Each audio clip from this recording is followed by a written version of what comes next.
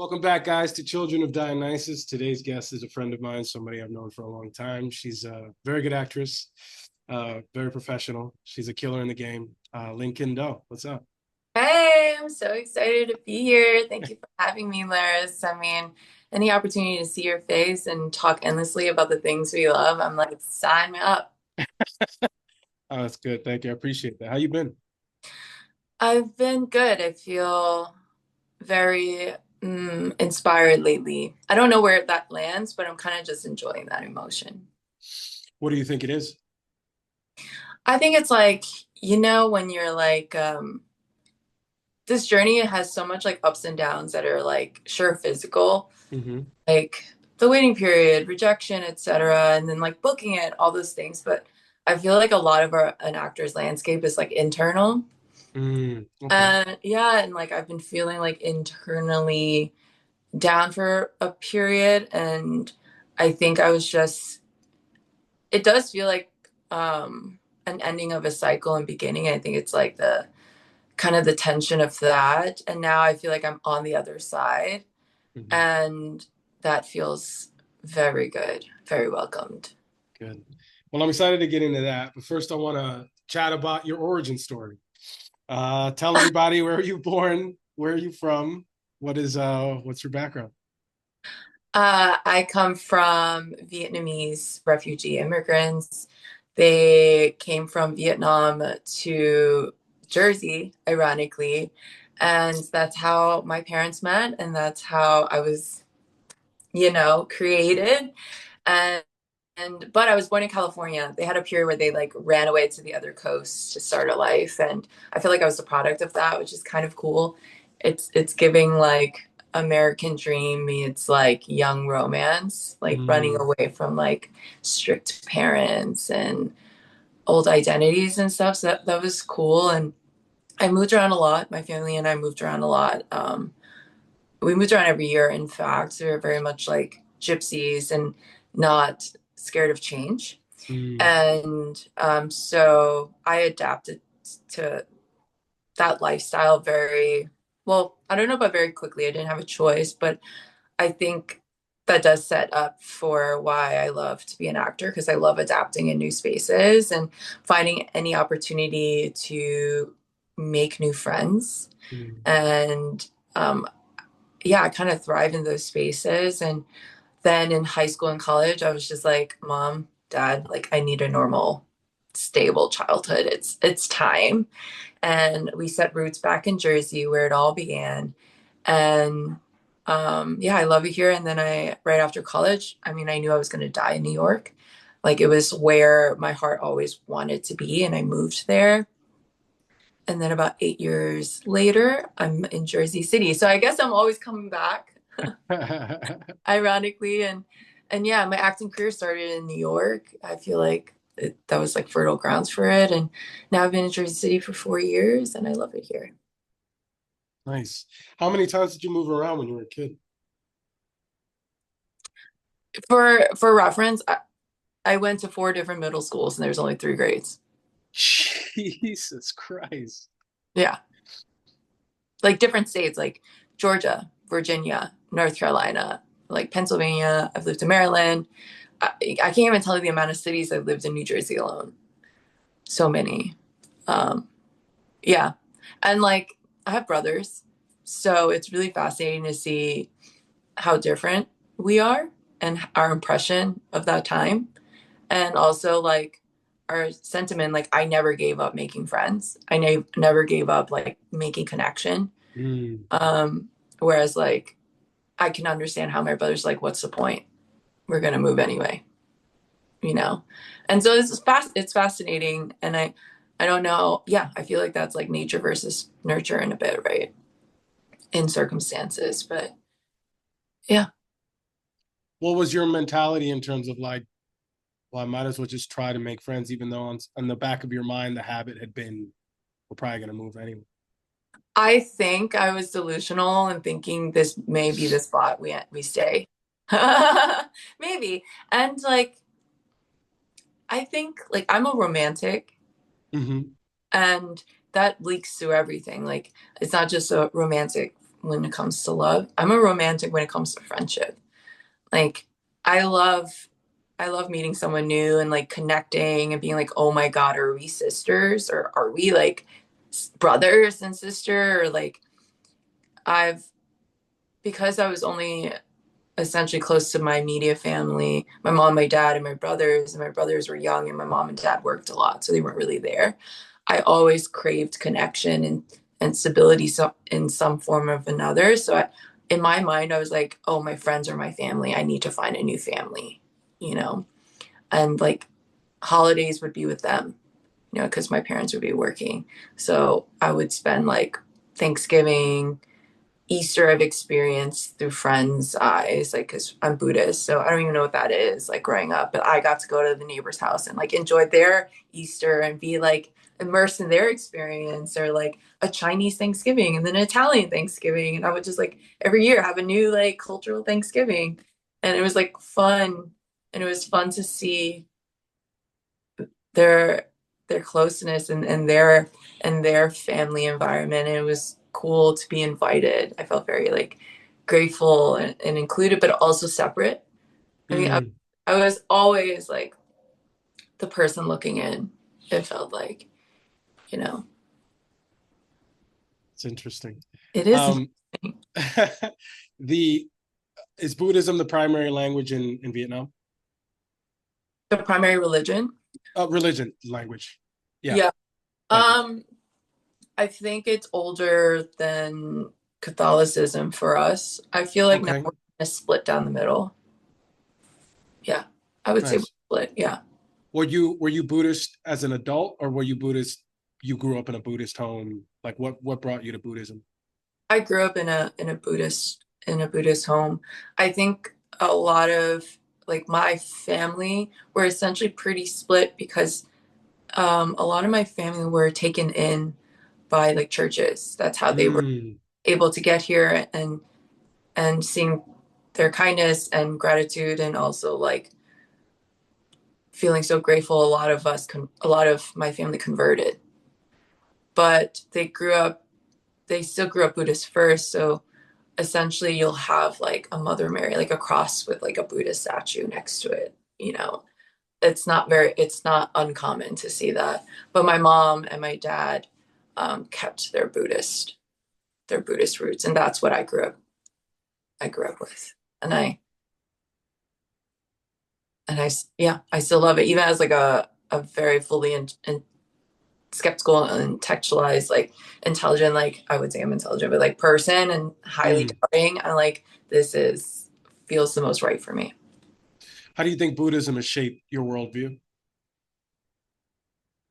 I think Buddhism, that's a great question. Wow. Okay, Laris with the right deep questions. Um, I think there's also so many types of Buddhism. Hmm. The Buddhism I grew up with is the one that like there are many gods, Okay. essentially. And there's like the big one, right? It's like the big one, and then many, and then there's like figures, like we have like a Mary figure, right? Um, Equivalently, she's the goddess of compassion and love and mothering and stuff like that. And all to say that like I do feel like there is a spirit in everything Okay. that helps me, as I think that like leaks into me as an actor. Like a, there's like there's energy in the water that's there. How do I Hmm. feel about that? Or, you know, it makes me more aware of like tangible, human, non-tangible objects. I feel like that feeds me. I also feel like in Buddhism there's reincarnation. So, like, how many lives have I lived? You know, before this and now, like, I do feel like I have experiences in everything, even though I've never experienced it. Like, I have the confidence to like imagine that. And I feel like that's Buddhism has probably helped me with that. And just having personally, as like a working actor, just having faith that has really helped me. And I think that's all religion. But Buddhism for me is like given me faith to enjoy the process, appreciate the journey, and not Hmm. so focused on the outcome, the destination. When you were a kid, did you think about being an actress, or is that something that happened later? I think it was performance. Hmm.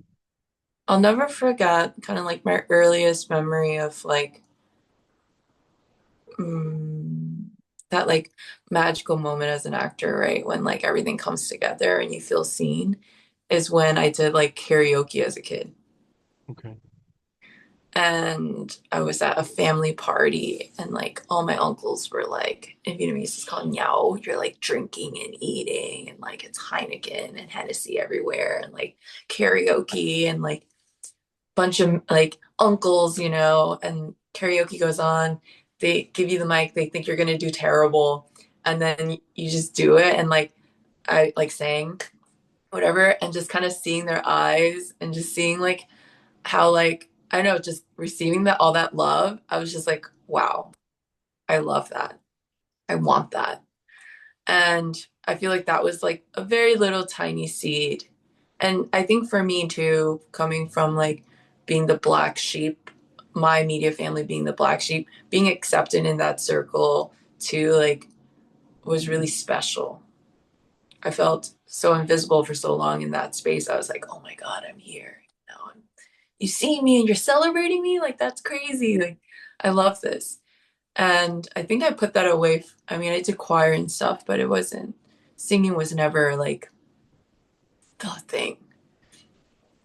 Um, and then in high school, I picked up acting again. And then in college, and then right after. And it never felt right, to be fair. Like, it always felt like something I wanted to do, a vulnerability, like acting, because movies played a huge part in my life. Like, that's how me and my mom escaped reality. Like, we my mom would go to work and pop in a VHS. It's like, okay, watch yourself and your brothers.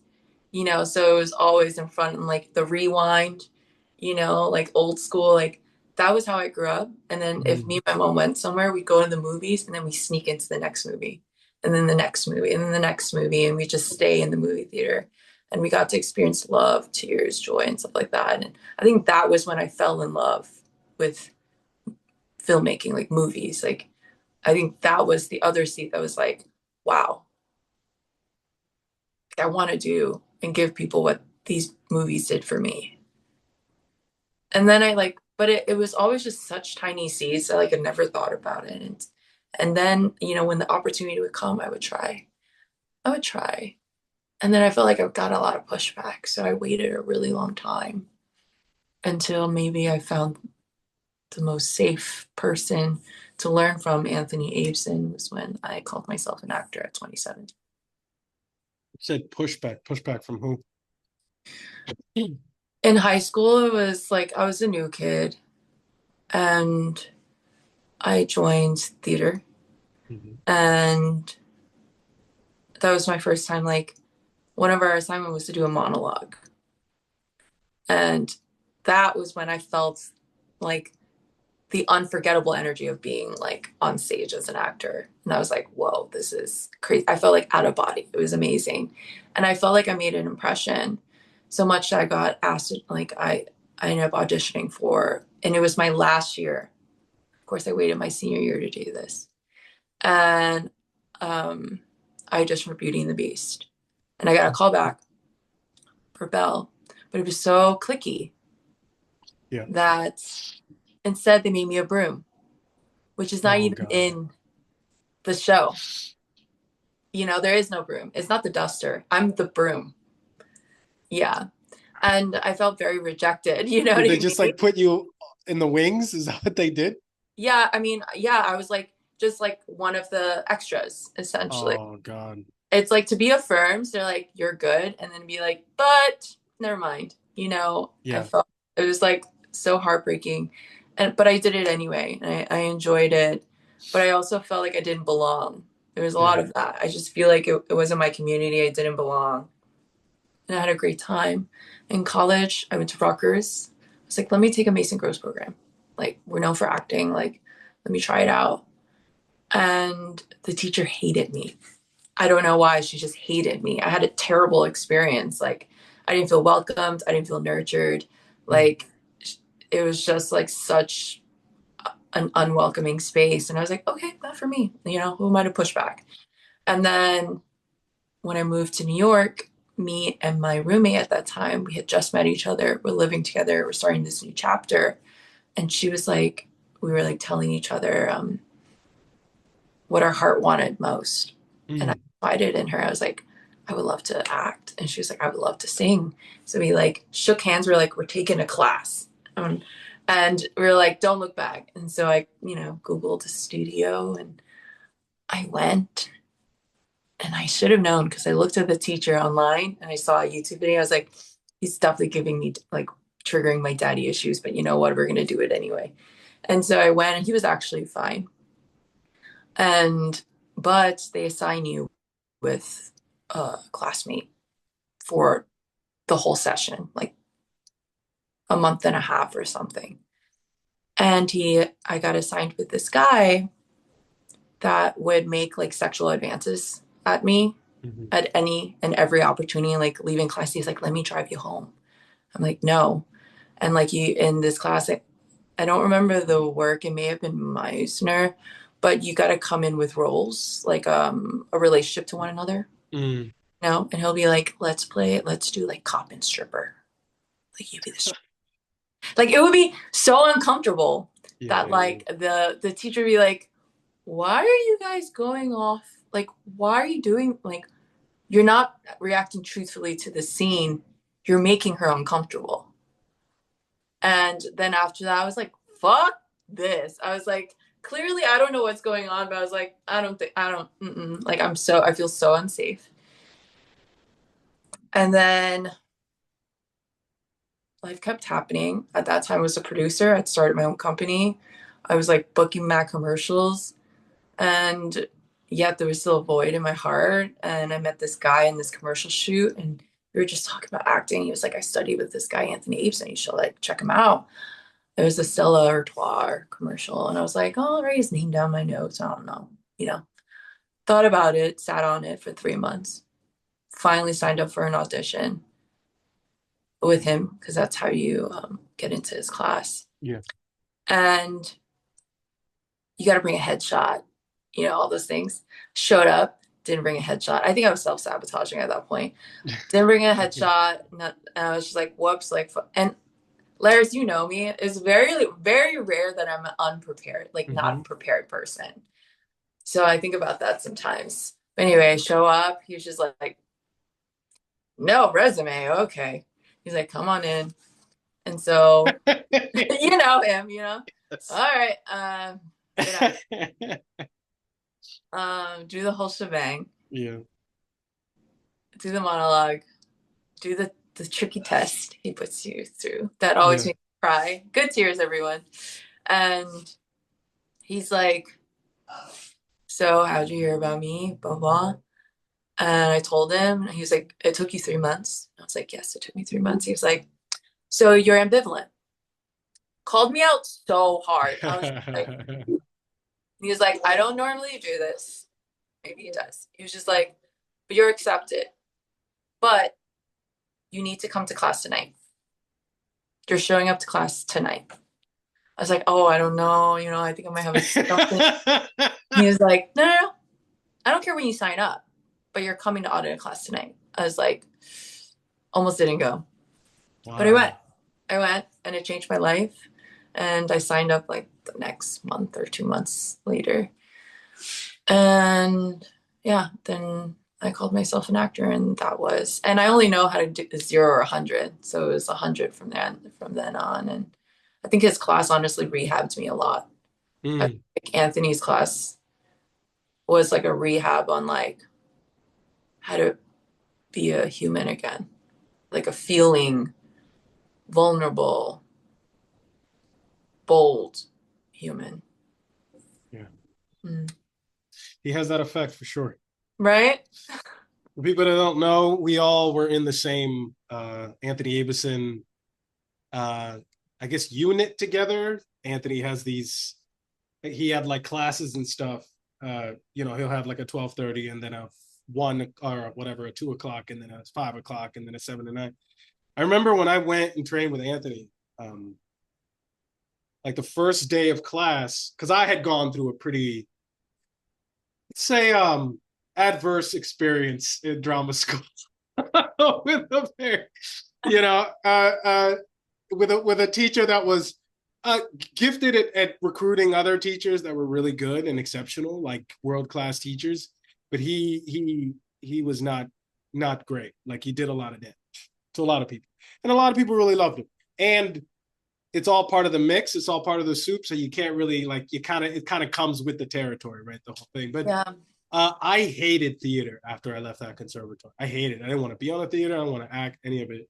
And I remember walking into Anthony's class, and it's the sort of place where like sort of place where on a break there would be like two breaks in a Wednesday night class, and people would line up to pay homage to this acting coach.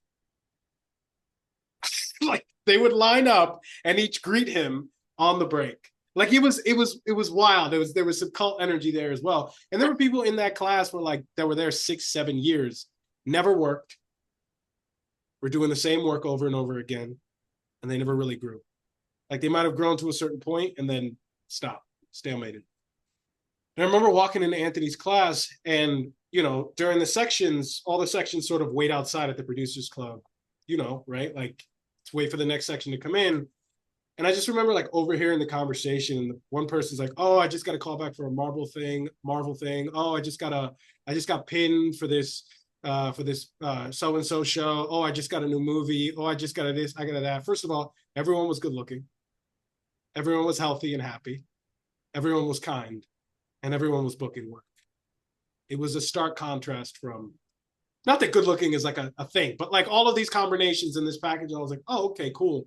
And then I walked in, and it was like, you get this guy who just, like you said, call you out on all your shit, was saw right through you, but he did it in such a way where like you felt taken care of. At least I did. Like that was my experience, and it just washed away all of that hatred and all of that anger and all of that resentment that had built up from those prior experiences. So Yeah. I never even saw it that way, but what you just said is like so truthful. Like I feel like you just put a name to like what I experienced essentially because you're right. I don't know how he did it, but this one man erased all these years of like feeling like I never fit in or like or yeah, I was like rejected in those spaces and like mm. anger and bitter. And like yeah, he washed all of that away. And it was up to me at that point to figure out what I wanted to do with this new beginning. But you're so right. That's so crazy. I just think about all the people that come up and train with him. I mean, everyone is like kind, professional, cool. Like just like every single person I've ever met that has ever trained with him. And I think the important thing is like you had to audition, and he kicks people out after 2 years. Well, that was the old policy. I don't know what the policy is now, but it was like, I think he had been doing it for so long, and that foresight to be like, you can't be here forever. Eventually, you got to go out into the world and fly, right? Which is what a healthy teacher does. When you're ready to go, what a healthy parent, mentor, teacher, they're like, just you're ready, go. Um, and just every single person I've ever met has been just incredible. I consider it a privilege to have been allowed to live in that environment, and I think that like when you train with teachers like that, it can make or break. It can make or break your career, just like you were saying. Like there were all these spaces I didn't feel welcome in. I didn't feel good necessarily. I kind of felt ostracized, clicked out. People hated me or whatever. This is already a hard enough industry. Like we're already bearing ourselves. We're already vulnerable and naked. And then when you got a teacher, an authority figure, somebody who's supposed to help shape you and mold you and lead you in the right direction, giving you that kind of energy, it can be really hard. And it's so honestly like astonishing to hear what you said about theater and stuff because you came in I felt like so bold, and like you would just bring Shakespeare in like day one, like fully captivating us. You Thank know, you. so it's I don't know, it's crazy and really like beautiful, honestly, to hear that you walked in feeling like like you hated theater and that you could leave Hmm. that into like I guess feeling empowered enough to bring it in and like show it to a bunch of people you don't know and like really embodying it. And I mean, there are performances you did in that class that I will never forget for sure. Thank you. Yeah. I I think he just fostered an environment where I felt good doing it, you know. Um, which is like to anybody out there, it's like find your tribe, find your people, find the environment where you can feel safe enough and feel courageous enough to just say, hey, this is me, this I love this thing and I want to do this thing and I want to share it with you. And I remember, I don't know, were you there? Did you do the exercise? There's this one exercise he had us do about singing or dancing. Okay, so there was, for the people that don't know, is they were, I mean, we're in New York, so like everybody's from everywhere. And he had us either sing or dance or bring in some sort of native music thing from wherever we came from to get us in touch with our ancestor. I think it was the ancestor exercise. Yeah. And it was wild to see people connect to parts of themselves that either were dormant or they didn't even realize were milling around back then. Like that was like really cool. People were bringing in dances and crying, and people were bringing in like poems or like things from the and to have that kind of foresight to be like, you aren't just an American, you aren't just whatever. You're all these other things that came behind you, alluding to your point of Buddhism and being like, you know, I feel like I've lived all these other lives and reincarnation. I think there is an element of that in humanity. In this guy Carl Jung, you know who he is, Yeah. Jung. Yeah, and he talked about blood memory, like ancestral memory, that we carry that forward. And it makes sense. Like I remember one time I was doing a speech and like I was standing and I had my hand in my pocket. I was wearing a suit. And my aunt looked at the picture and he says, my grandfather's been dead since I was a kid. I only met him once or twice. And he was been dead since I was 10. She goes, you know, your grandfather used to stand like the guy's been dead 30 years. You know what I mean? Like I barely met him, but evidently that stuff gets passed down. So that's interesting. Anyway, you Yeah. mentioned um, you mentioned when you were younger in your environment that you felt kind of like the black sheep. Uh, can you go into it a little bit? Why? Because I know that your Vietnamese culture is very important to you. Obviously, you've absorbed and carried on the religious tradition, and you go to Vietnam and you have that tie, and yet you still felt like a black sheep in your family.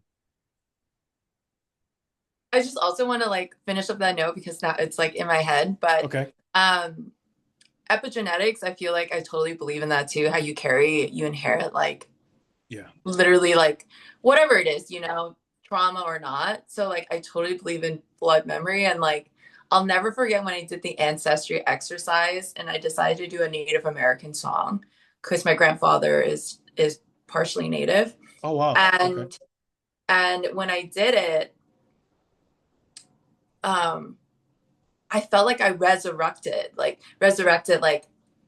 like I felt the energy of someone like people powerful who have like came before me that like supported me, you know, and I never Mm, even thought about that at all. I mean, like you said, like being Vietnamese is such a powerful, dominant culture experience for me because my whole family's Vietnamese, and I'll go into why I feel like it's a good segue to why I feel like a black sheep, but so I had a feeling, right? I was like, wow, that was really empowering. And then it took a classmate to tell me, he's like, I felt like I saw like your ancestors on stage with you. And it's such wow. like it, so it's like, I didn't have words for that. I just know I felt powerful. And I was like, wow, that was like such a beautiful, like empowering, like different energy that I've never tapped into. And then for someone to come up and be like, wow, I feel like I saw like your ancestors behind you is like, I don't know how much of it is just but projection or imagination, but it's really cool to be transported with the audience in that way. You know, it definitely translates. Mm. It's reciprocal. Like, but and that is another reason why Anthony is brilliant. in what he does. Well, to that point, do you know what the origin of our profession is? Way before theaters. Yeah. We were we were we used to conjure spirits. We were like shamans. That's what actors were. We would wear masks and don makeup and all of the shit, and we would rain dance and do these other things. So it's like it's not uncommon for us to be able to conjure spirits. I think playing characters is actually what we're doing, is really conjuring spirits. I Personally, agree. I yeah. agree. That's why I'm like Buddhist, like I'm like to me that makes so much sense. And like Mm, spirit can be any types of spirit. mm, It's there's most times in my work now, especially as I've played such dark roles, and I've learned from other mainly theater actors when they have like a therapist on set, like on stage, is to thank this the character, but I do feel like it's thanking the spirit and be like, mm, I'm putting you down. I'll see you tomorrow. And there has to be this like agreement. You're not talking to like nothing when you're like, right. thank you, Clara, for helping me embody you. I'm gonna put you down for right now. I'll see you tomorrow. They have to agree as well. Mm, You know what I mean? They have to agree to be like, yes, I'll see you tomorrow. Because right. you know what I mean? And I'm graciously, I do feel like they do, but I totally feel like that's a spirit that we embody that chose us to embody this character. I mean, Uh, that's how I see it. I love that, like it chose us. I don't know how much choice we have as act. Like it kind of I don't know about you, but Oh, like I no in the I sense love no this. in the sense that like I tried doing other shit. I just like this thing chose me. Whatever's Mm-mm. moving through me, it kind of just grabbed a hold of me. It was like, this is what you're doing in this iteration of life right now. And like this is where we're going. You And know what this I mean? character too? Or are you talking about life? Or are we talking But my both friend? the character and life. I think that, and this is what Anthony says: is the universe is inside of us. It's like these things grab hold of us. I'm of the belief that characters choose us. We don't choose them. Wow. You know what I mean? Like Yeah, and this is what I I tell have my to agree. students. It's like for whatever. Why do I choose this? Why did this script come in my way? Why is this particular opportunity happening in this moment? And the more I think about it, the less I think that like I'm necessarily walking around. Obviously, I'm making choices. I'm going out into the world, but I'm also paying attention to certain things that you don't necessarily see in someone Mm. else, right? And I think that the soul is always searching for its truest expression, and things kind of they sort of pop up. You ever see like a cartoon that whatever thing is about to be manipulated in the cartoon is a little bit brighter than everything else. If you look at a cartoon, the thing that's about to be manipulated is always brighter. It's either about the thing that's about to move or someone's about to grasp it. It's always brighter on the screen, and then that's the thing that ends up moving. It's sort of like these things illuminate in our environment, and then we grab them. And I think it lends itself to like different realities. If somebody say like a businessman, he's going to see financial opportunities, but if someone's a healer, they're looking at people to heal. That Mm. businessman doesn't see the person being sick or their energy or their aura or whatever. If somebody is a carpenter, he's going to notice every nail that's out of place or everything that whatever. And so that's his life mission, that's his life force. And so he's paying attention to these other things. But all of these things are existing at the same time. Like that's like a super meta thing. It's like everything is happening all at once, right? Like there is no time, which I think it's like that's like an Asian concept. It's not very Western. Like Western is very much like linear, but from what I understand, it's like Asian culture is sort of like time. There's a different energy with time. I know in Arabic culture, it's a little bit different that way. Anyway, going back to what you were saying, like you were talking about being a black sheep in your family, and why did you feel like you were? So my mom is the youngest girl, Okay. the youngest, child. Sorry, and she's the only girl, Mm. and she's half white, and a product of the Vietnam War. So my mom was already thrown away by her Oh mother wow. the moment she was born to be raised by my mother's grandmother. She was rejected. She has three older brothers, and she was already a shamed child, essentially. So she was already abandoned quite early, and but had a loving childhood with her grandparents. And then the Marriage Asia Act happened, which meant that if you had an American father, you can come to America and find him, and you can bring your family. So then around like my mom only saw her mother like once or twice a year, like for New Year's. That's Oh, generally how she didn't even know her real birth name until she was 10, and became useful, like a tool, essentially. And she was promised that her grandmother would come, but she passed away right before they left to America. So like my mom didn't weren't that close to her brothers or her mom. sorry. So when you say they, who was she coming to America with? Her brothers. Okay, they were full Vietnamese. Yes. Okay, cool. Sorry, continue. Yeah, yeah. And so, she was promised that her mother figure was coming, and she felt also like she was going to finally gain a family. Mm. Um, but that wasn't true. And so she was just essentially treated very poorly in America as well, and very unfairly. And Was this still by the family, or this was just in the society in general? by the family. Okay. Yeah. And it comes from like to create some empathy for how my grandmother treated my mother, which was a lot of like physical and verbal abuse, was that my grandmother was married off at 13, you know? So being a woman is like is is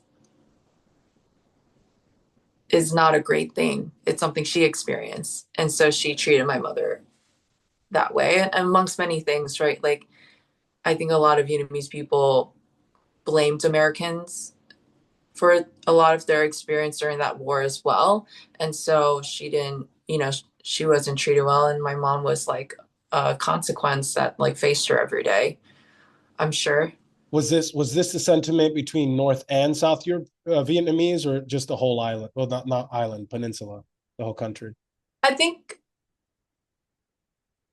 that Northern felt it more, Okay. I'm sure. And people who have escaped here really appreciate America just to be able to be here. But I think we're all aware that that was like a fucked up situation, Okay. you know. And like you're talking about now, the Northern has won, so their ideologies is superior. And yet there is like a half Viet, half white kid going to school, so she got bullied a lot. It was Mm. being mixed was not good. But anyway, so she's here. So she's inherited all of this like black sheep energy right off the bat. Right. And my dad came and didn't meet and took too many resources. I'm sorry. So my dad lost his father at 9 months old because of the war. And his mom sent him at 13, 14 to America for a better life, and got here through like more of a common story, which is like the boat route. He And came on a boat he all came the on way a up. boat. Oh my God. Yeah. Does Yeah. anybody the Pacific is massive.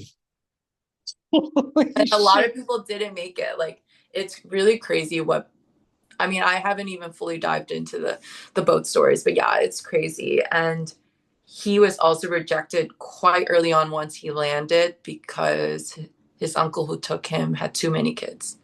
So he was Mm. raised by nuns and like was orphaned. And so that's how he inherited this black sheep energy, right?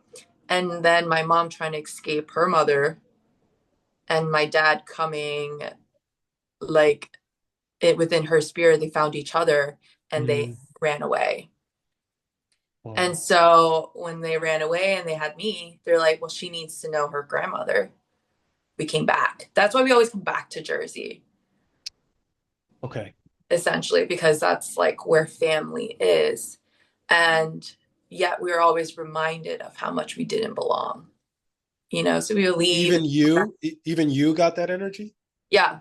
Oh God. Daughter, first girl, immediate, did not care. Like, Wow.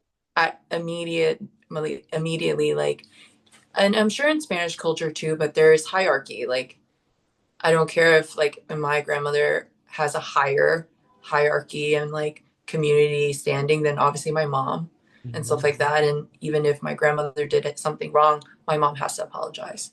And my mom was raised that like that family over everything, you know, and is such a forgiving soul.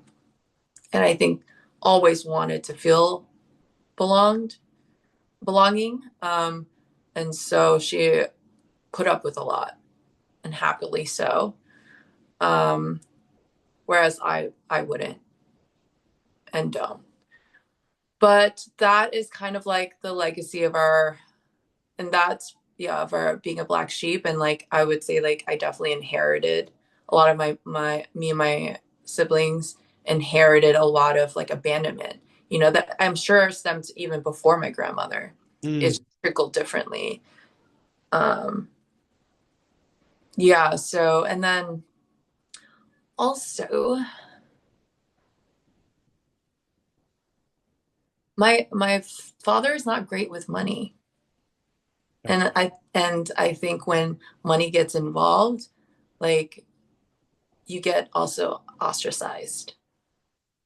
So there was a lot of elements going on to kind of just remind. I can only speak from my experience how like different we are from everyone else, how undesirable we are, and how out of my control those things were. So I think that's why I became someone who had to be assertive, to control my destiny, and to make uncomfortable choices. I became very good at that. You know, it almost became my survival tactic. Sound like fight. That sense of, yeah, that Like was my instead of fight fight. or flight, fight was your survival tactic. Yeah. And I was like, and to see like how my mom was treated, and she's so loving and passive and compassionate. I was like, fuck that. You know, like I'm gonna make sure like me and my brothers are good. Like you're not gonna talk to her like that. Mm. And like I'm gonna do this. I'm gonna move to New York. I'm gonna do that like this, and this and that, and no one's gonna stop me. I'm not gonna let people, whoever you are, because I learned very young, like blood doesn't mean anything. You know, like that's why friendships were so important to me because I was like, I think chosen families is like a crazier, more like devotional concept in the sense that we can like choose to be here every day for each other. That's crazy. Mm. That's beautiful. And I think that's why I never gave up. And I think I never giving up part I got from my mom. She never gave up. You know, I think I had to grow up and realize a lot of my mom's qualities isn't bad. It's just I didn't feel like she protected me and us. So I viewed it as bad. And now I'm trying to, as an artist, trying to relinquish control. Okay. So it's like I feel like I read somewhere like evolving is actually a process of growing down. Yeah, that sounds right. You know, and I was like, damn, that's so real. Like it's like, Sounds right. you know, growing back to who your inner child used to be. Yeah, yeah, It's like crazy. yeah. That sounds right. Wow. Um, in answer to your response, yes, the many things from what you said in terms of Hispanic culture are almost identical. I've heard it from Asians, I've heard it from Jews, I've heard it from pretty much anyone has come from some sort of an environment where like they were some sort of maybe they were the minority in a certain place, or they had to go to across an ocean or whatever to build a new life, and so there was a lot of culture shock, and I think it can create like hyper control, hyper constriction, because you're literally in a foreign land. Mm. Everything seems like a threat, even though you made the choice to leave, and whatever cultural mores were there for generations are still running. That program is still running. Like, it doesn't stop running all of a sudden when you leave a country. Sometimes it takes a couple of generations for that to work itself out. Yeah. And the thing where you said about if your mom fucked up, she had to, I mean, if your grandmother, sorry, if your grandmother fucked up, your mother had to apologize. Yeah, that's in there. We have in Dominican culture, I can't speak for other Latinos, but there's hierarchy. So the kids are worthless. They don't exist. You're not a person till you're married with your own kids. Yep. Like, that's the sort of the mentality, which is ridiculous. Which, look, I'm not against hierarchy, because a lot of things need to have structure to them. However, if the person at the top of the hierarchy is corrupt, everything else underneath it suffers because they're corrupt. Mm. Somebody in a position of highest power should be benevolent, and they should spread benevolence and love to other people. That's how you care for them and you bless them. Like, that's the whole purpose of a king or a queen, is a sovereign blesses their subjects, right? Using that old model. But that's really the model that families are going. The family is just a microcosm of the actual community itself, right? Mm. In Dominican culture, the kids have to go to an adult, a parent or uncle, aunt, grandparents, especially grandparents, and they go, bendición, mamá, bendición, papá, bendición, papi, tía, ta, ta, ta. You literally say, will you bless me, before you're allowed to speak. I cannot engage in a conversation. Now it's different, but as a child, I could not engage in a conversation with an adult unless I asked for the blessing and they gave me the blessing, and then I was allowed.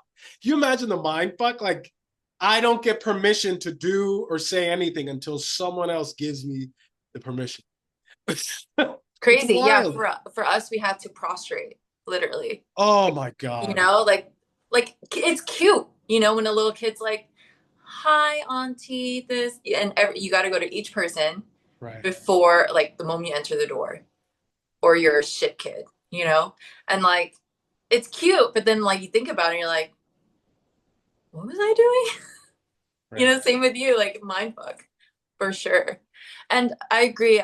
I love the respect that you instill in children. I think wisdom in years like should equate to some sort of respect and compassion and leadership and mentorship. But you're right, if it's corrupt at the top, it's bad.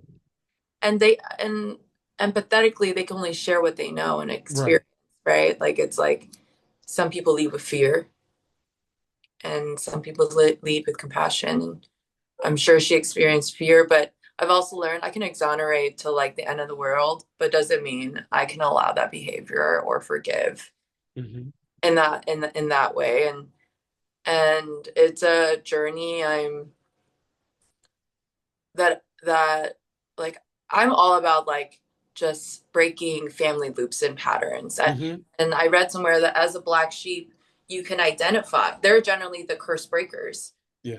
And I believe that because we have always been ostracized, we can already see how the wheel operate.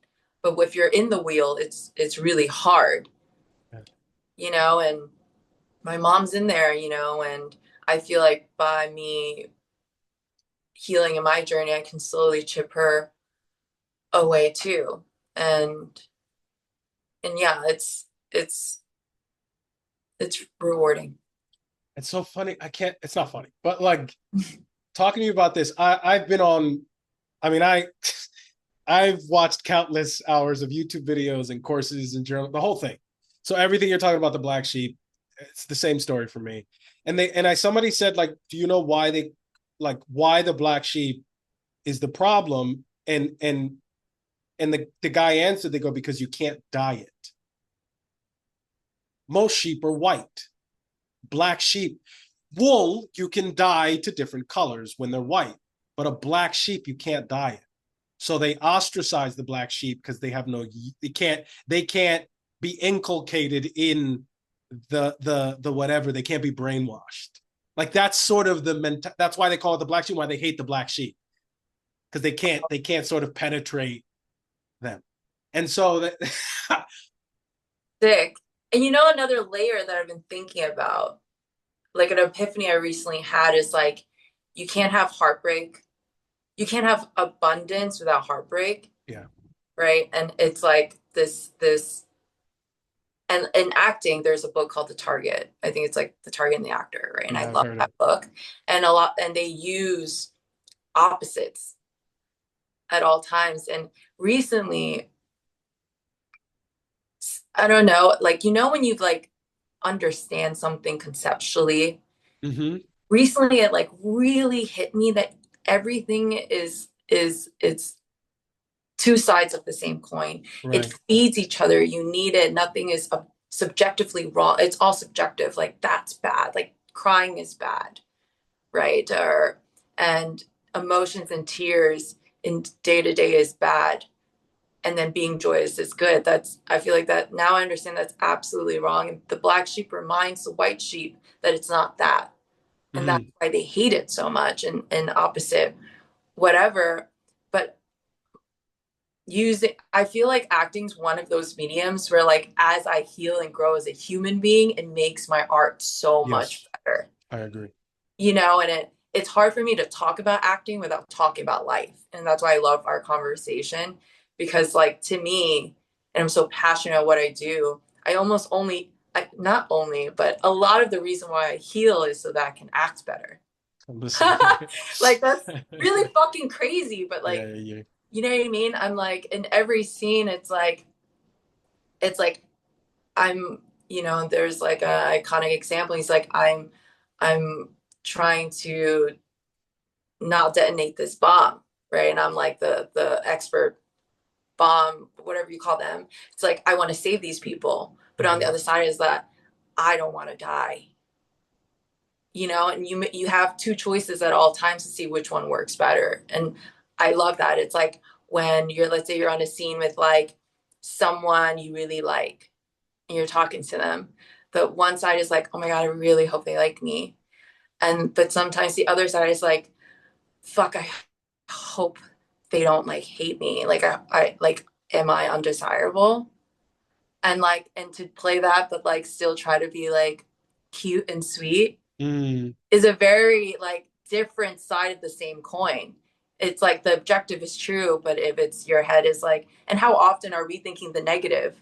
I wish I right. could overthink the positive, but I overthink the negative more than the positive. And that has been like a thing recently that like stems from healing myself that Mm, I'm excited to play with in scenes. I love that. Um, you mentioned that you know, your response, your defense mechanism is fight. Like, in what ways in your life has that worked against you?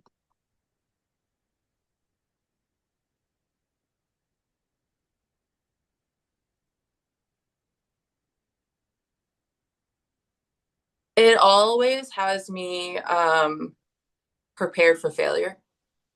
What do you mean? Because I'm so controlling, I always have a plan A, B, and C. And you only have a plan B, C, or whatever because you're anticipating failure. Okay. And I think that's not very helpful. Um, but it makes me a good producer, Mm, you know. Um, I think also being so my fight tactics is discernment and control, like intense plan making. And I don't back down to conflict, essentially. I'm conflict not averse, the opposite. Um, and I feel like those things have helped me, but it has also put me in like a corset as an actor as well. It's like I have to be very put together. I feel like that I define that as success. I define clarity as success, knowing what tomorrow will be like, because that's what control has led me to. So mm-hmm. that's why I've realized like that's why I do anything is because I'm scared of the unknown, because the unknown to me for a long time has been failure. But I really had to get past that because in acting there is no like certainty in anything. In fact, even performance, you can't like in an individual scene, in a tape, in an audition, in a class, like in a micro level, like if you've controlled it, you failed. So it's the opposite in my mind. Like if you Mm, can do the same thing, hit the same beat, expect the same results as an artist, you failed. So it's opposite thinking now in my mind, right? Like earlier we were talking about like life is happening all at the same time. To me now I understand being an artist is like capturing that light. mm, We're like a matchbox and it's like letting the match hit us as opposed to creating fire. It's like false creation in my mind. So that's how mm. I'm like, if I'm actively creating it, like forcing it, um, it's to me inauthentic. And so now like I'm met with like being controlling is not helping my art. And so I've been working on letting that letting my nervous system feel safe in uncertainty so that I can be a better artist each day and a better human. Like I would like not to control or feel the need to control everything. I would like to feel like I have the support and the love and all of that around me. And yet I'm always low key waiting for the shoe to drop. And I don't feel like that's like, I don't want to live like that. Was there something that happened in particular where you, or were there a series of just circumstances where you came to that realization? Because some people stay in the same mode of being for their whole lives because that's just what they know.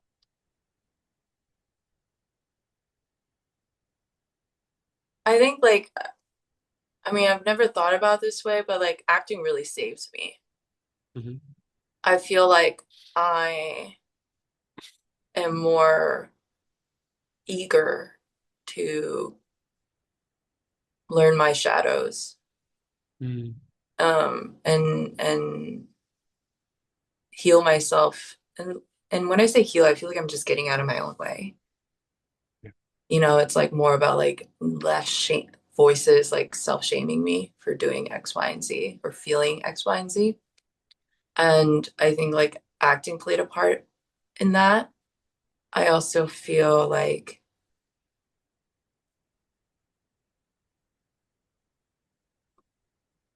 self-love Mm-hmm. and love for my family because I know that if I heal, they'll heal. Yeah. So I can't really say there was like one or two or three things, but I do feel like it's more of like actually class has so Laris, you know I've studied with Sean Folster Mm-hmm. recently, and Sean Folster feels like it's an inaccurate fully to actually say this, but he feels like a different font of Anthony Abeson, like younger in a way, because he tells you individually, except he does it more intentionally and assertively because you do have time up alone where he Mm-hmm. tells you where he sees tension. And I think like his honest tough love has shown me that although I felt like I was an open book and vulnerable and all of this stuff, he pointed out like you have a lot of tension in your core, in your lower back. Why? You know, or your voice. Why do you feel like you need to bring your voice up and not be confident and just sit in your actual voice? You know, so it is helpful having someone be like, you're trying to be in control here. You're trying, and I kept hearing that as like, you're trying to be control. Stop trying to control it. And I think that is being like told that too is like helpful because I love to fix. So there's a problem, I'm happy to work on it, you know? If I Yeah, don't know the problem, I freak out, but yeah. So I hope that answers your question. it does. There's a guy named Robert L. Moore. I guess he was like a mythologist, sort of therapist. He uses a framework for men, but it's equally equivalent to women. And he uses king, magician, warrior, lover. Have you ever heard of that? So it's a framework. His theory is like, and this comes from Jung, is like we actually have psychological architecture that's true for all human beings, and it manifests in the world depending on what we were allowed to experience or how we were allowed to be in the world or whatever compensatory behaviors we needed to assume in order to survive in the environment. And the warrior is like the doing drive, like the aggressor, like the I'm gonna get you before you get me. Like you remind me, like you're in the warrior drive all the time, even the way your energy is moving forward. And it's good in getting things done and slicing through things. I mean, the warrior has a blade and they have armor, and they're aggressive and they're well trained and disciplined and plan. Like you said, you were like, I like to plan it out. Like strategy is the warrior. But it's an interesting framework to kind of figure out because I've been on this journey as well. Kind of like what drives, where am I not, what things haven't gotten my attention, right? What was I not allowed to express, and then where can I express it more? But that just reminded me of you. Are you do you ever allow yourself to slip into the lover, which is usually the opposite end of the warrior? Because the lover is receptive and soft and just like it's kind of gooey and amoebic and like I think it's so beautiful that you brought that up because like when I close my eyes, I have two like guides, and now we're getting woo woo.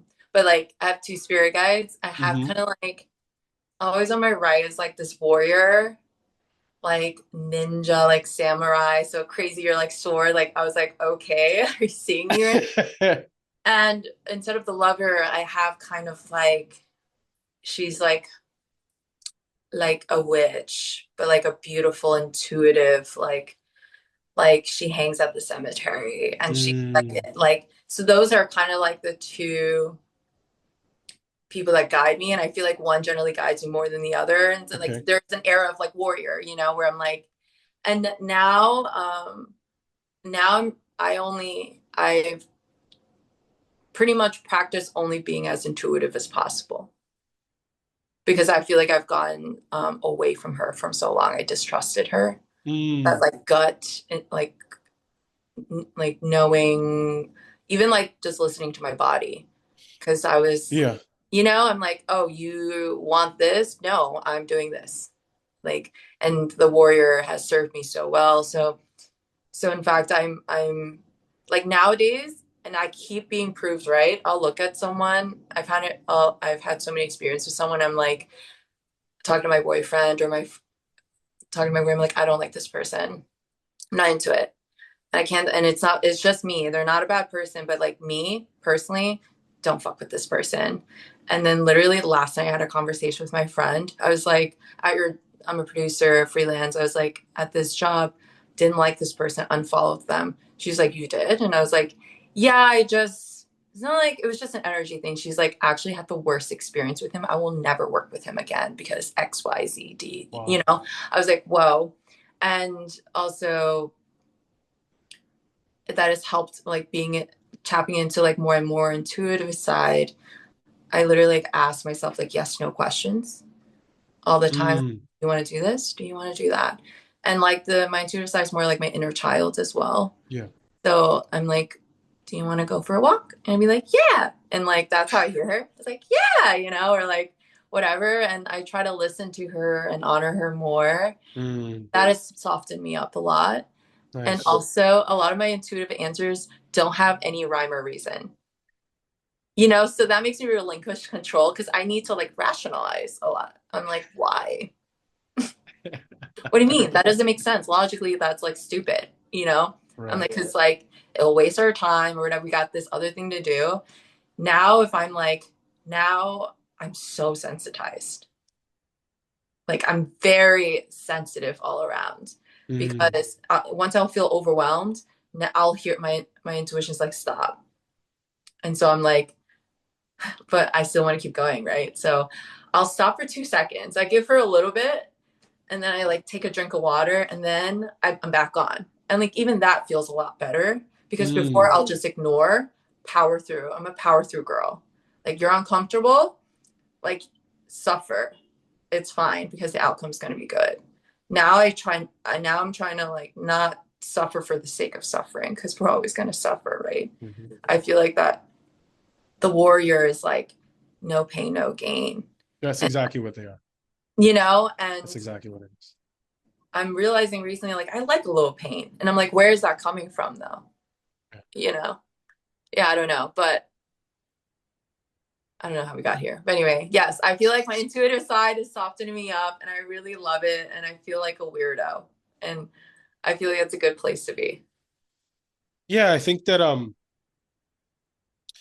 that kind of awareness, or at least the openness to be aware, at least the openness to explore those parts of ourselves, that's the only way to grow. Because it especially if you've been living a certain way for like a super long time, there's other shit that just has completely been neglected. I mean, it's complete. You're talking. I completely been neglected. I was like acting for 15 years. Every relationship was shit. All of it, money, all of it was garbage. Like I would pay for classes instead of paying my rent. Stupid shit. So like the capacity to slow down and say, hold on a second, what's going on? And then to look inward. Overwhelmingly, no one does that. Because there's no physical reward, Right. right? It's like we're not getting the treat. We get the treat for the other stuff. Like Right. I'm so rewarded for my survival tactics. And but then to be brave and aware enough to be like, I can award myself by also exploring these other things Mm. and like only operate on hindsight and like hope essentially to be like because I know if I explore these other sides I've neglected, it'll help me and that side too maybe and everything else, but it's not guaranteed. It's a hard ask, Yeah. you know, and it's brave and I think it's necessary and I wonder like because of our occupation we are more aware of that than other disciplines and industries and yeah paths. There was someone that I said, I can't remember where I read it, and they said that the guy had like gone through some horrible thing. I think he had lost his daughter in some horrible accident or something. And he said that the only people that could be present with him in that time were actors. Like we were the only people that could like sit there with him and just like, do you need somebody to sit here with you? We're in this business. And I think anytime you're in something, you kind of take it for granted, but like it's true. I, yeah, I love talking to act because we're always what's going on, right? Like we have to be in the moment, otherwise we can't do what we do, which is a beautiful thing, and it's also kind of a pain in the ass when like when you don't feel like it. It's like, fuck, I wish I didn't feel anything. Anyway, so Yeah. you're a first generation American like me. Um, did you ever feel like this is an experience I've had, and I've spoken to other people as well? Do you ever feel like you kind of had one foot, and obviously you have a very strong tie to your Vietnamese culture, as I do to my Dominican culture. Did you ever feel like you had one foot in Vietnam and one foot in America? Yeah, of course. I think also being an East Coast Viet, there's not that many of us. Okay. So like there's this huge desire to connect and to feel like your motherland's love Mm. and stuff and and of course to be Americans because I'm undeniably American. And yet in America, I'm not undeniably American, you know, but in Vietnam, I'm undeniably American. And so Isn't it that a is, mind fuck? Isn't that crazy? it's fucked up. And it wasn't until my last trip that I realized I came to terms with like, in the last trip, I asked a lot of questions, I think. I was like I was with a lot of like I was like female like tour guides and all these things. And like I was so obsessed with like fitting in too. Mm, So like the moment I land, and that's not just like a Vietnam. I think like every time you go to a new country, you should try to adhere to their culture, you sure. know, and Yes. not just like that's the respectful thing to do. But like I'm Vietnamese, so I was like excited, you know, I'm like, I just formed a new Vietnamese community in America, like in New York, and I was just like had Vietnamese, a lot of Vietnamese friends finally, and we talk about Vietnamese things, and like I'm Mhm. using my language a little more.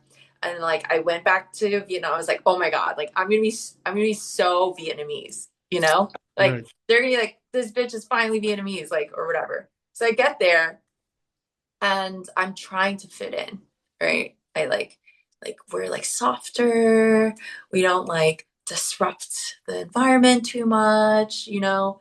Like we're loud, but like Vietnamese people are louder than other, I feel like, Asian countries. Agree. And we're more abrasive, but the women still have a role, Hmm. essentially, that a map that we follow or whatever, brand guideline, I guess. And so, Did you just say brand guideline? guideline, yeah, that's how you know I'm a producer. Oh, God. I've never heard. A brand guideline. Oh my, that's a pitch. Oh God. And so you know, I was there and I started feeling depressed. Really? Yes, because I was making myself very small. Mm, I don't remember, like, and the language itself, too, like, I can't, I was like, I haven't really expressed myself, like, deeply in a week and a half. oh wow. You know, like, because I can only speak one language that I have about like fifth, sixth grade level. And it's also like not super deep conversations.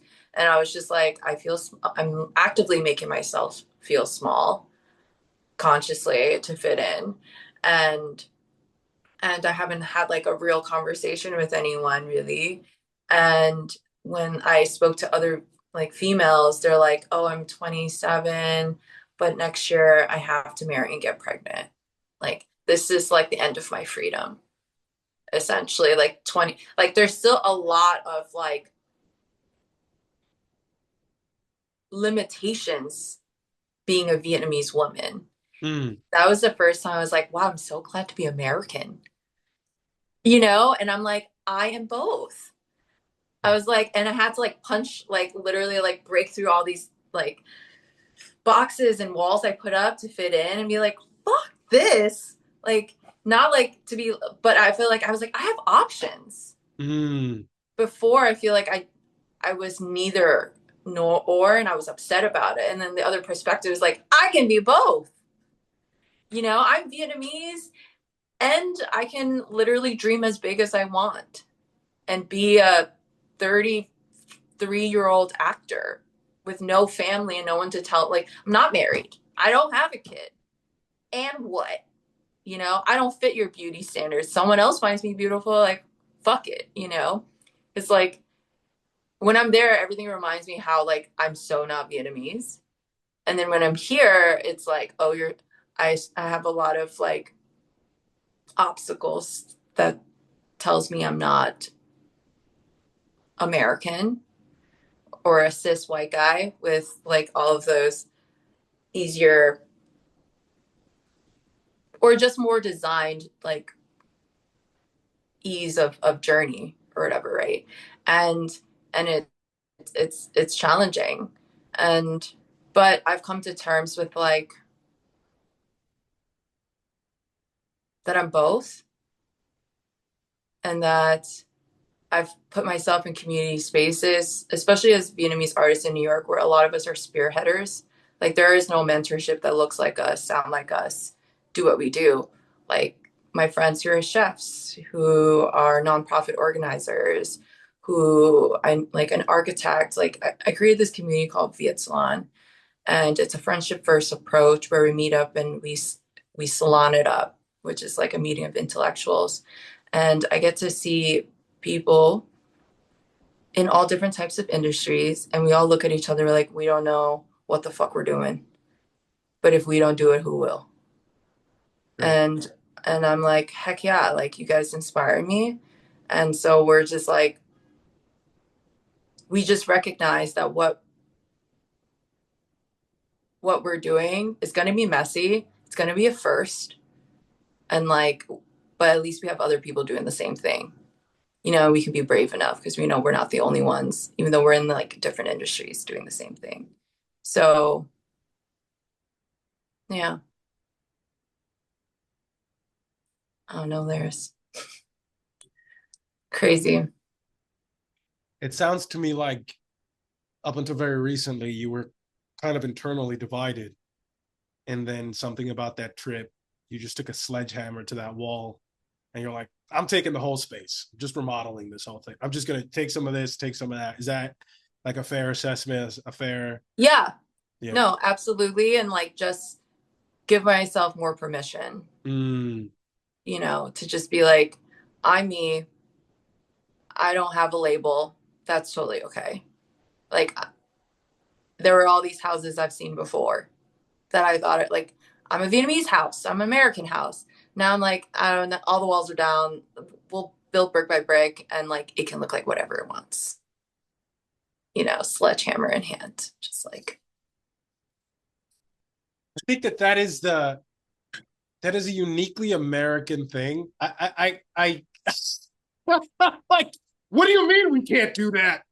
Like, people don't understand. I'm like, what do you mean I can't? Fuck you. I'm watch me do it. And like, yeah, we're Americans and we're around other Americans and we're just like, we're just doing shit. And people, it blows people's minds. And you notice it like when you go to other places and you're watching people like not doing what they want to be doing. And so it's like a lot of us, I think, take for granted the freedom we have to just try to just get a group of your own people together. Like, we don't know what the fuck we're doing. Let's just get together and figure it out and chat about it, and we'll see. You yeah. know, like it's wild, almost exclusive, not exclusively, but think about the most famous people on the planet across the board. They're American, and I don't just mean celebrity. I mean people that are prominent in their and their thing and world famous for it, right? Because there's this element of, yeah, yes, I can. I'll figure it out. We'll find a way to do it. And I think it's a beautiful thing. And I think it's why our parents maybe moved here or people come here because there's like an element of even though people talk shit about it, you know, but it's like there is a celebration of keep going, keep climbing, keep doing, keep making it happen. That's so rich and it's beautiful. And it's And cool. doing unthinkable things. Yeah, unthinkable shit. Like, I feel like America is probably one of the only countries, and maybe other Westerns too, that celebrate thinking outside the box. Yeah, You yeah. know, like punch through it, redefine, like draw a circle in a box of squares. Like, Mm, I really do feel like that is such like an American thing. And I'm really grateful for yeah. it because in Vietnam, in most Asian countries, it is about staying in the box. And Mm-hmm. if you move too far away, you are a weirdo. Go Mm-hmm. away, you know?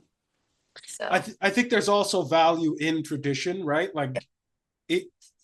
Either way, like you're gonna lose something and gain something else, right? Like there is a beauty. I don't know much about your culture, but just what I always appreciated about Asian culture is how old it is, and like how all these things they just survive generations. And the like I'm reading The Art of War, obviously, which is not Vietnamese, it's Chinese, Sun Tzu, but like this book's been around for 5,000, no, I think maybe 3 or 4,000 years, but like it's on my shelf mine in New too. York in the 21st century. Like these things have endured. And so it's like, how do we create something new while also build like carrying the thing that we brought with us, the good stuff, and maybe leave aside the things that don't work or maybe are no longer whatever. And I don't think it's a question that can be answered, but it's like it's cool. It's interesting. It's a good time to be alive, I think, right?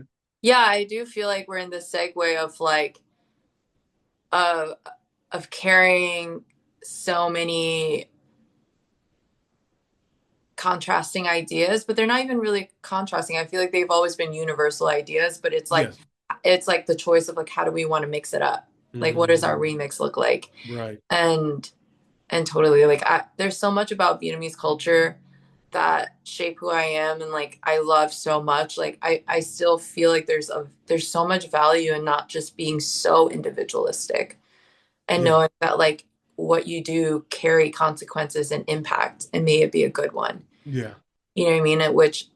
Which I think can, yeah, like dominate more Western individual thinking is like, it's like, fuck everything else. It's just me. Mm, And, and also like how, like a community does raise a child, yeah. you know, and maybe that community isn't family, but it could be your neighbors and it could be your best friend's father, you know, and like that community base to me comes from like my Vietnamese heritage too, is like to show that like, or I've been expressed to and taught that like we all make an impact and we all come together and I may not know you, but I'm going to treat you, you know, beautifully because that's how I know you would treat me.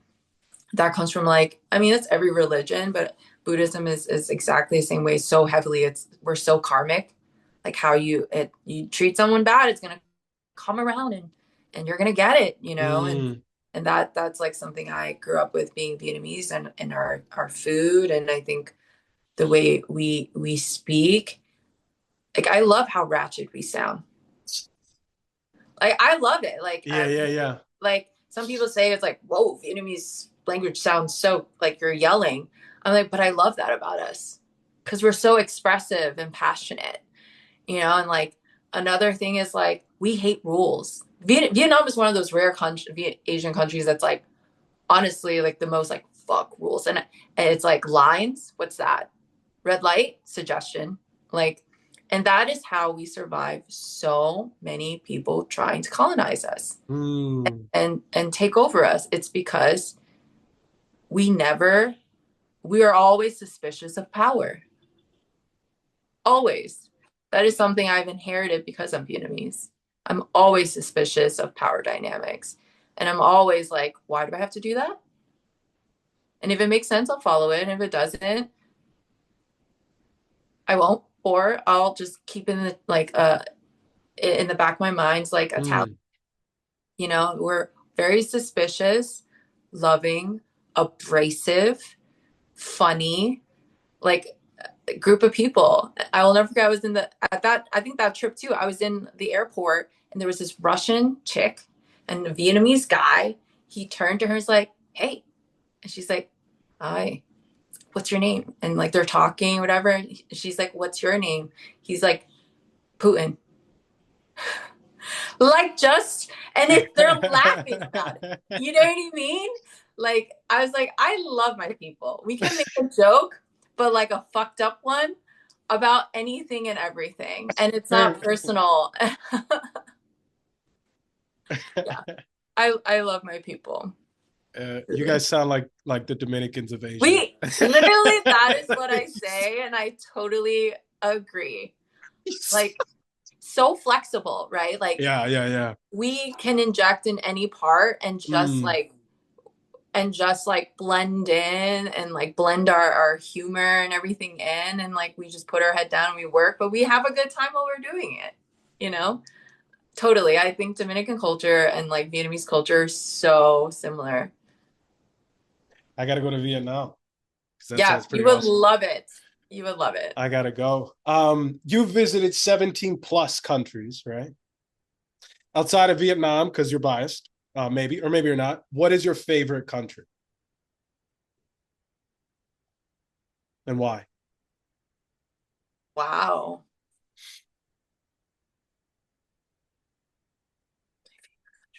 um, I love Mexico City. Really? Yeah, I'm obsessed with Mexico City and I'm obsessed with Paris. I like Mexico City because there is just so much like culture bubbling up to its surface. Mm. Like I can feel like the Aztec culture underneath and the resilience of their people, like Wow. literally on their stones. Like I can feel it. And there's a lot of and you can tell there's a lot of pride in the people and so much history that they bring with them. Mm.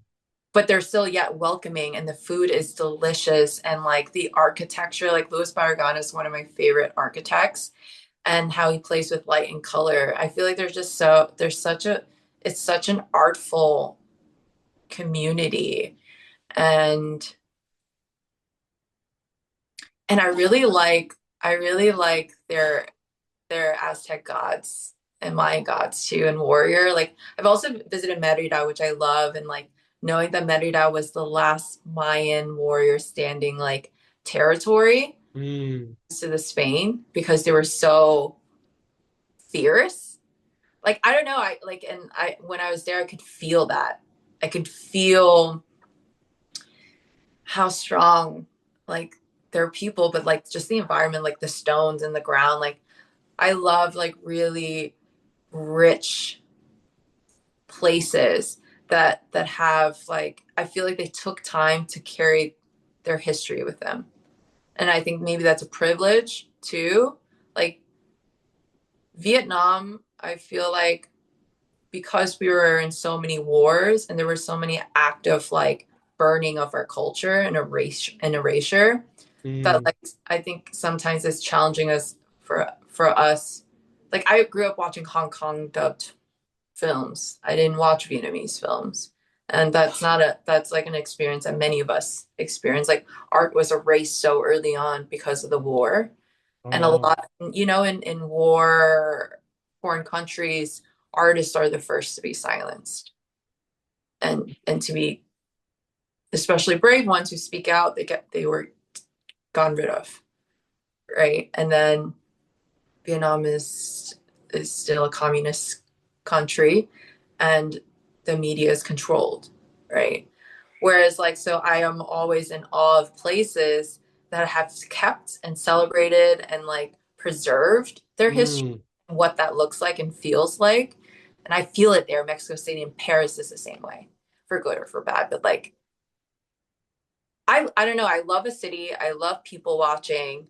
I love being like I love walking their like museums and their walls. I love feeling completely like honey dripped in their culture. Like I that's what I love.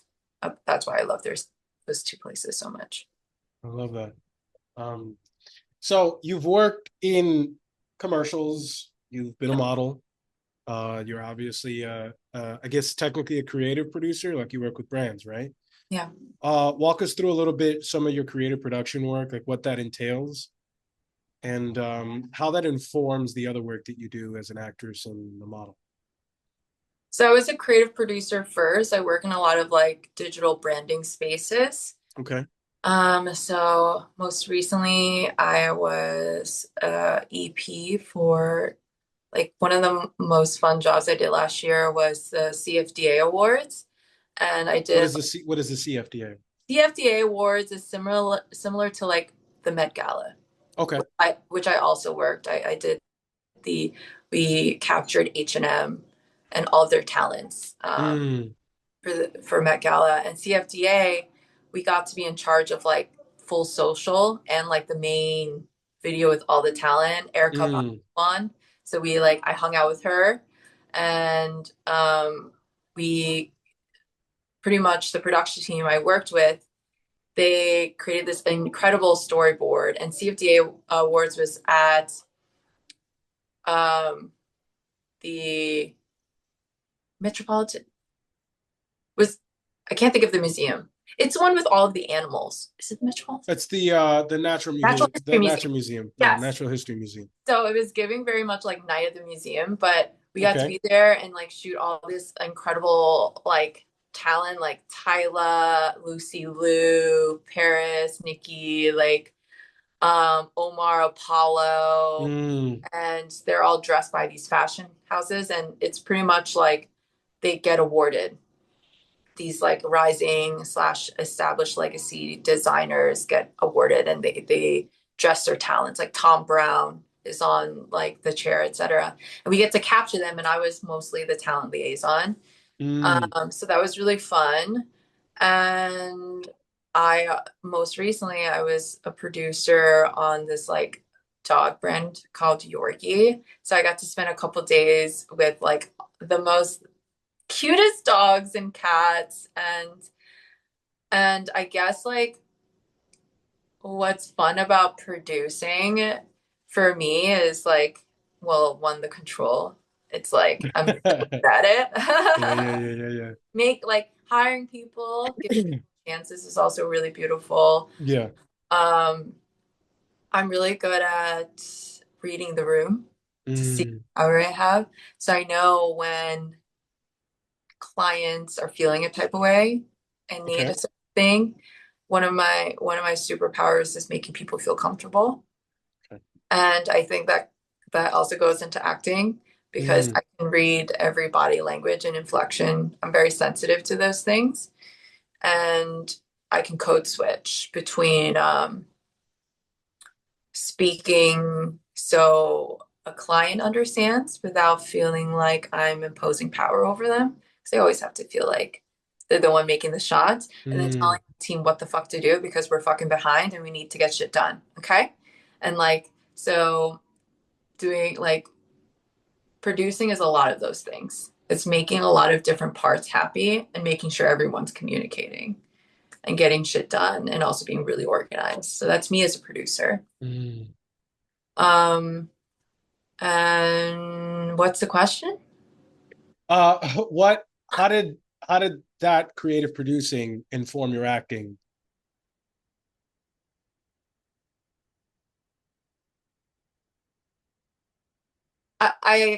I don't know if it informs it. I think being a producer, okay, well, I think being a producer helps me with the business side of acting.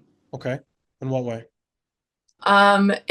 It kind of create like for me, I know how to build relationships with people because I've Mm-hmm. been building relationships and like communicating with many different people that have a sense of power dynamics, Mm, I guess, and how to make people feel comfortable. And okay. also like cold emails. What it takes to be a producer is like networking, and that is like translated over to the business side of acting. Um, I think also being assertive, anticipating what's next, strategizing. Mm, Um, that is all helps like the business side of acting. When it comes to artistry, not so much. I feel like being an actor helps me have meaningful communication in production. And also, I think acting has made me more aware of how I want to treat everyone, no matter where they are on the call mm, sheet or what role they play. I think everyone has equal importance. And I feel like that's like just like a humanity thing. But I think acting increases people's humanity. Um, Yeah, because I started so late being a producer, being a publicist, I feel like and being in marketing and all of that helped create structure and was the only thing that gave me structure on how to be an actor because I didn't know anybody. I started from the zero, like ground zero, if anything negative 15 because like I there was never been a Vietnamese actor that I knew of. Like there was no one I could look up to. So I didn't know how to start, but I was like, I'm good at cold emailing. I'm going to look up all the classes. One on one, I'm going to take lessons with casting directors. I'm going to try and meet agents and managers for feedback. I'm going to, what are some like type A structural other things I can do? You know, I'll make a list of everyone I know.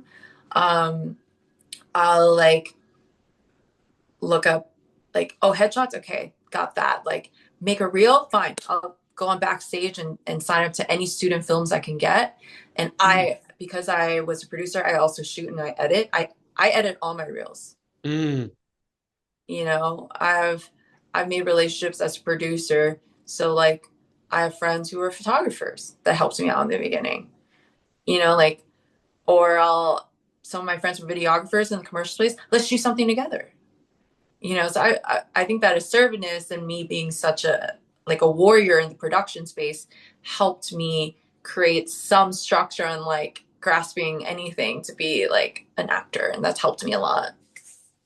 I love that. I mean, it sounds like you made a plan and you executed on the plan.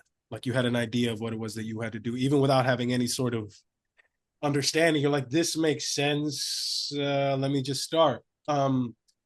Walk me through a little bit of like timeline from when you really decided, okay, I'm really going to do this thing, and you started to think that way and execute. Like roughly how long? Because you're rep by CESD now, right? Are you still rep by DDO? No, I'm only repped with CESD and Melissa Young Management. Okay, cool. So you went from not knowing anything to being rep by two pretty extraordinary agencies, right? I've got several friends on both, Thank you. and they're pretty awesome. So yeah, what was that timeline like? Yeah, totally. I love talking about this timeline. I started, my first class was December of 2017. So I would say like 2018 is when I started. And I was like, I'm fucking doing this. And so I'm studying with Anthony Abeson. And I asked my friends I think my boyfriend is, I was like, can you shoot my headshot? And I started applying on Backstage, Actors Access, Casting Network. I was with a commercial agent, but I quickly learned that there are two different industries and they have nothing to do with each other. Mm. So I was like, shit, I'm a square one. And I would apply for anything and everything. And I was like signing up on one-on-one to to learn from casting directors as Mm-hmm. well and to meet managers and agents. Got a lot of no's. So many no's. I failed. Like Anthony Abeson era was like literally like getting comfortable with look being terrible, and like and being comfortable. And that first year, um, my commercial agent sent me that Pose was looking for. Pose had a co-star role that matched, and I booked that Pose Yes, you co-star did. role, and that was like year one. So that was like very nice. I was like, okay, like this is it. Like I can do this. I had to just join SAG Mm-hmm. right away. That was really tough for my pocket, starting out. It Yeah. cost more it cost me to do Pose essentially. Yes, it It's like does. fine. And what no one tells you is that like once you join SAG, commercial money goes out the window. As well. I was like, okay, worth it, I'm willing to make that choice. And then after that, I kept doing one-on-ones, and one-on-one is the reason why I got DDO. DDO was my first theatrical agent, like on camera agent. And I got it by literally walking in and auditioning or just sharing a monologue and getting feedback. And she liked me. And that was my first agent. And like I have to say, I got a lot of no's before I got that yes. Mm. I feel like people like to just talk about their like the things that did work out and it seems like magical and it like came. No, like I've literally had someone say, I was in a one-on-one talking to a manager and he was like, I can tell you use your looks, like as if I wasn't talented. And that Mm. hurt me so bad. And I didn't stop. I was like, that's fine. You didn't see it, but someone else will. And it just made me work harder and learn my monologues better. And I took everything like criticism, just like feedback. I try not to take it personally. Although I did, of course, we're actors. We take everything personally. DDO is great. And then the pandemic happened. And at that time, I had probably done like within a year, two, I'd done like 8 student films, a lot of them terrible, some Mm-hmm. great. And like I didn't care. I was just like, sign me up, non-paid, sure. I understand like in any industry, you gotta do a lot of free shit Yeah. before you can do like paid. And I still do free shit. because why not? Like if I believe in your story, oh my God, maybe don't include that or do whatever. So whatever, like I understand, we all come from somewhere. Yeah, And yeah, yeah. yeah, like put in the hours. I busted my ass. I did background work. I like Mhm. tried everything. I was like, why not? And a lot of it was information. Like I don't know how background actors do it. Like it was too much for me. I was like, I don't know how y'all do it. Like so much respect. But I learned, I was in the trenches with everyone. And I made incredible friends like you in class and like it was incredibly inspired. We were all in the trenches together, like fighting, like meeting up, talking hella shit, being vulnerable with each other. And that really helped me keep going. And then during the pandemic, again, cold emailing management, I gained Melissa Young management. Wow. Yeah. And at a time where like things were really quiet for all of us is when honestly I exploded because after that I got my first supporting role of the lifetime for a lifetime film Hmm. and we got along so well. I think like less than a year later, he offered me a lead role in a Lifetime film. Wow. And I had to fly to Virginia, like for both films, swabbed up, mass, like we had no idea what was happening. I definitely had no idea because this is my first time being in a feature, the supporting role and like it became like camp for us, because we're all in like one motel, hotel situation and like Mm. filming together and not being allowed to talk to anyone or be around anyone else because we didn't want to spread COVID or get COVID on set. Hmm. And then the lead film happened, and I was told like I'm the first Vietnamese American actor to lead a film in like the Lifetime channel. It was really cool. Wow, that's awesome. Good for you. Yeah, thank you. And then after that, I did a What, few. Huh? what was the name of that film? I'm sorry. That one is Revenge Best Served Chilled. Yes. Okay. That's a fun one, guys.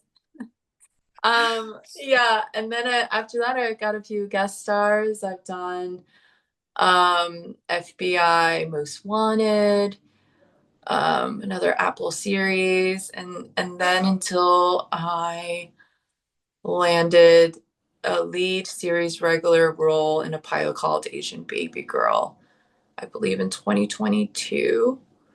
And that was really amazing because it was shot in Little Saigon in Westminster, OC. It's like the first of its kind. It's about three like coming of age story girls, and it really highlighted my Vietnamese culture, and that Is was that OC in California, Orange County? Okay, Mhm. cool. And that's their OC has the biggest Vietnamese community in America. Oh, wow. Okay. Yeah. It's the first time I've seen like a Vietnamese mailman. Like never seen one of those. Like Really? just yeah, crazy and like doctors and like business owners. It was so crazy to see all these Nguyen trans, like all these last names popping up all over the place. Like I was like, wow, my people like killing it, because in the East Coast we don't see that. I'm like, wow, you guys are everywhere. Like it's so cool. Um, but yeah, it was and the whole like most I would say like 80% of the crew were Asian. Wow. And that's like so rare. Like DP was Asian, director, showrunner, Mm. like so many like makeup artists there and hairstylists. The keys were both Vietnamese. They were doing something really revolutionary, and I'm sad the show didn't work out, but it was a very cool experience. And then the strike happened, so it really helped, you know, carry me through the strike. Um, and then after the strike, like I'm still that's during sorry ABG is when I got CESD. Okay. And so, yeah, a lot of my growth happened with Melissa. I love her. I feel like she's played such a special, I call her my fairy god manager Yeah. because I truly believe that. And she's someone I can text and be like ask for feedback or be really vulnerable with. And she's always there with like a very encouraging tone and honesty too. She's very honest with me. And CSD, I'm really happy with them too. Um, I love having like, so Pedro Tapia is my agent. And I love having a POC on my team. I'm like, yes, that's what I wanted. And he is kind of like I like his mentality about work, which I think is really rare. He doesn't let work rule him. He's very much like, I feel like has a more compassionate worldly view about work, where it's Mm, like you don't live to work, you work to live. And that's very rare coming from this industry. I feel like yeah, especially very from rare. a rep. Yeah, and he's a veteran. Like he's a veteran in this shit. He's like VP of CSD, and so that it's cool to gain his perspective on things. And yeah, and then this past year I got to do like a top of show guest star for FBI International in Budapest, and that was really fun. And yeah, that's my journey. That's how I'm here now, minus plus a few things, but I wouldn't change I wouldn't change anything. So Well, you're pretty awesome from my vantage point, so I'm sure thank everyone you. else is gonna think the same. Uh, Lynn Kim Do, what is coming up for you moving forward? I'm excited to just apply this like this like new freeing like boundaryless like approach to acting. I'm really like happy with this next phase of my life. I recently worked on a video game project, and I'm excited for more things to come from that. And I hope to just make my mom proud and myself proud. And what's next, who knows? But I feel like it's going to be really exciting. I agree. Awesome. Well, Lynn Kim Do, ladies and gentlemen, thank you so much. Thank you. Thank you, Laris. Bye. See you later, guys.